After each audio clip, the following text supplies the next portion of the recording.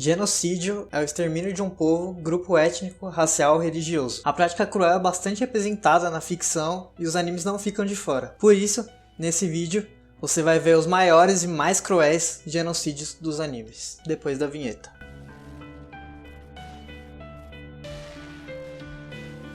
O primeiro massacre que eu vou falar aqui no vídeo vai ser o do clã Uchiha. O clã Uchiha, desde muitos anos atrás, vivia em conflito contra o clã Senju, até que Hashirama, representando o Senju, e Madara, representando os Uchiha, firmaram um breve acordo de paz e fundaram a Vila da Folha, sendo Hashirama o primeiro Hokage. Hokage é o chefe de estado da Vila da Folha. Mesmo os Uchiha sendo também fundadores de Konoha, eles eram segregados do resto da vila, principalmente depois das ações do segundo Hokage, que era o Tobirama Senju, irmão de Hashirama, o qual detestava abertamente os Uchiha. Sabe aquele meme, o Uchiha bom é o Uchiha morto?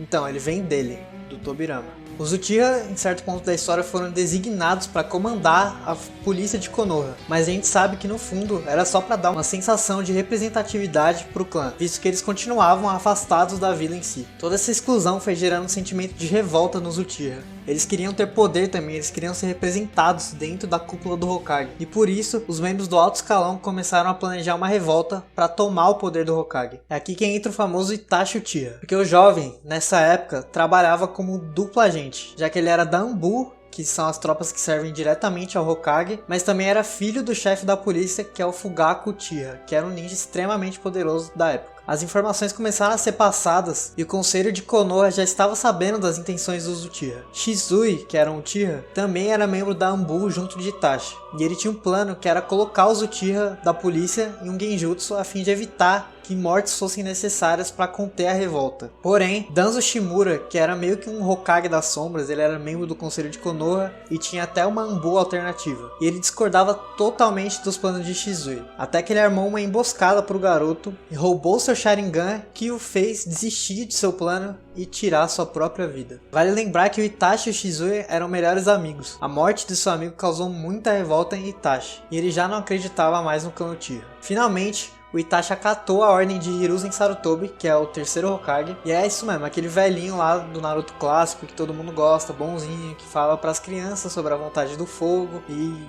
cuida do Naruto, entre aspas, né, tudo mais. E sabe qual foi a ordem do Hiruzen? Isso mesmo, o massacre do clã Uchiha, o extermínio do clã Uchiha pelo Itachi. O Itachi pediu ajuda a Tobi, que também é o Uchiha, a gente descobre isso depois, que ele é o Obito Uchiha. E assim, os dois mataram todos os Uchiha sem dó nem piedade. O Itachi matou seu próprio pai e mãe, matou seus tios, matou crianças inocentes, matou inocentes em si do clã Uchiha, sem deixar um vivo sequer, a não ser o seu irmão Sasuke Uchiha, já que esse era o acordo que Itachi havia feito com Hiruzen. Ele massacraria seu clã desde que seu irmão Sasuke pudesse viver. Há uma controvérsia entre os fãs, pois muitos entendem que o Itachi não tinha escolha e teve que massacrar o seu clã. Mas outros, como eu, acreditam que havia sim outras possibilidades, nem que fosse ceder pelo menos uma cadeira no conselho administrativo de Konoha, ou abrir caminho para que um Uchiha pudesse ser Hokage algum dia e acabar com a segregação que os Uchiha sofriam. Sei lá, eu só não concordo em ter que matar gente inocente que nunca nem pegou uma kunai na vida, falando que ela faria uma revolta que mataria muita gente de Konoha.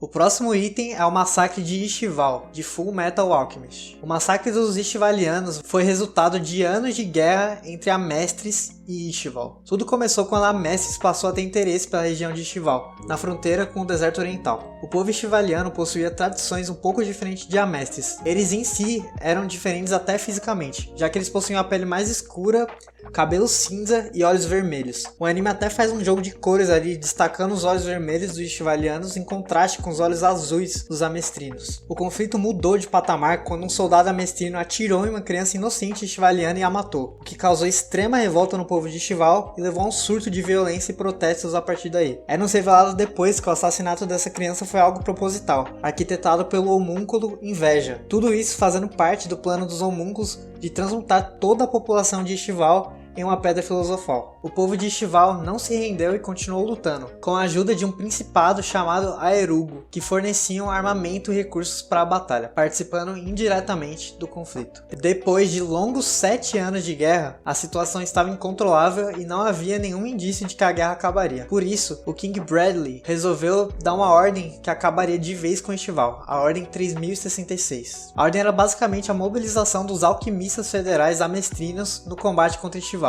Aqui, até o coronel Roy Mustang, que os fãs gostam tanto, participou do massacre. O anime faz questão de mostrar as chamas do Roy Mustang torrando os soldados de Estivaliano e acabando com suas vidas, numa diferença nítida de poder entre eles. O resultado da ordem foi, obviamente, o extermínio da maior parte dos Estivalianos. O personagem que se destaca aqui é o Scar, que sobreviveu ao massacre após seu irmão tê-lo salvado utilizando técnicas de alquimia amestrina, as quais ele havia estudado secretamente. Scar passou a viver para se vingar de todos os alquimistas federais. Lá no começo do anime ele até derrota e mata vários. Fullmetal é um dos melhores animes já feitos na história e eles souberam muito bem como retratar esse massacre de forma séria e causou muito drama nos espectadores. Dá até uma sensação ruim e pesada, aquele nó na garganta quando você vê isso. Principalmente quando a gente vê o Roy Mustang, que a gente gosta tanto, é praticamente o herói do anime. A gente vê ele queimando vários estivalianos inocentes. É bem pesado mesmo.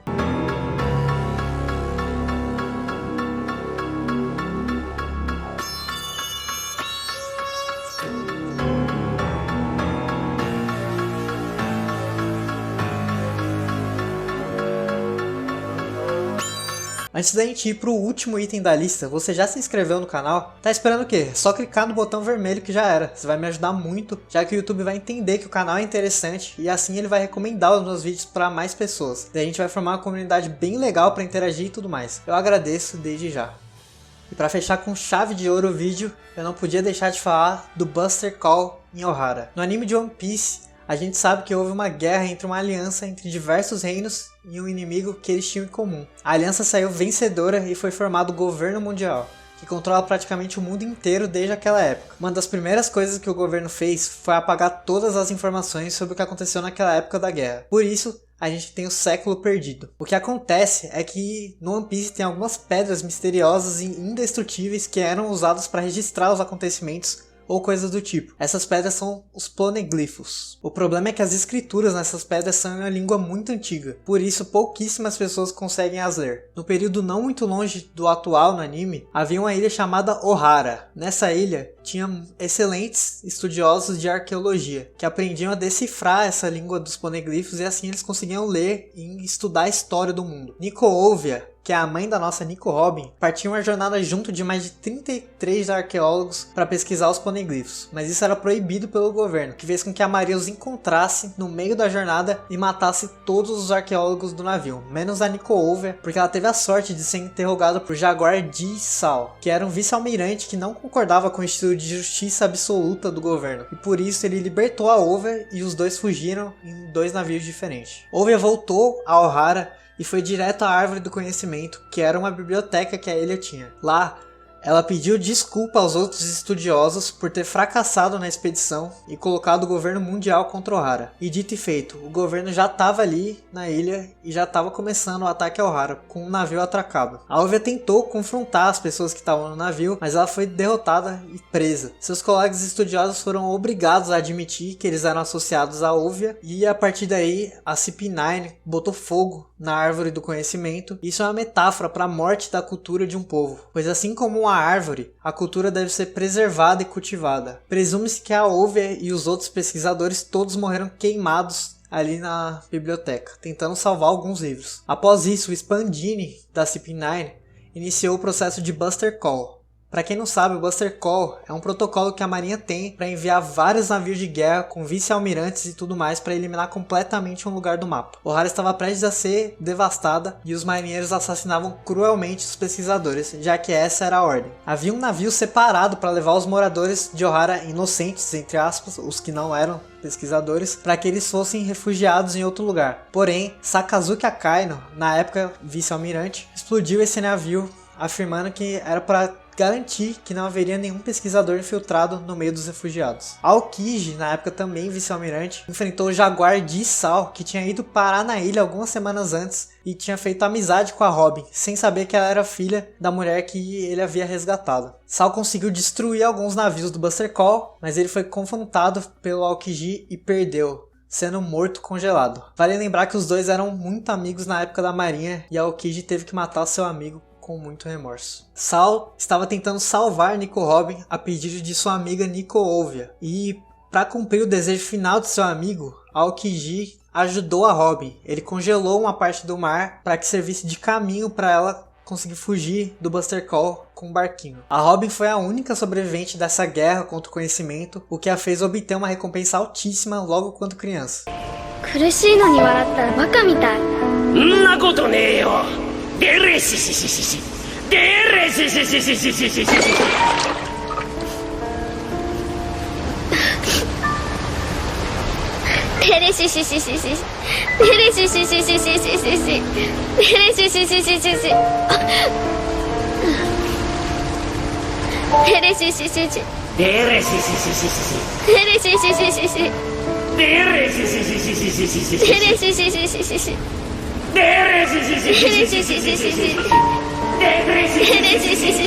O massacre de Ohara foi um dos mais cruéis que eu já vi nos animes, principalmente pelo fato de que a motivação do massacre foi só um povo que queria estudar e descobrir sobre o passado do mundo que o governo censura. Fica aqui um paralelo com a vida real, porque muitos estudiosos e pesquisadores da vida real também são perseguidos e atacados por alguns grupos aí extremistas. Claro que não é no mesmo nível, mas não deixa de ser uma injustiça a ser combatida.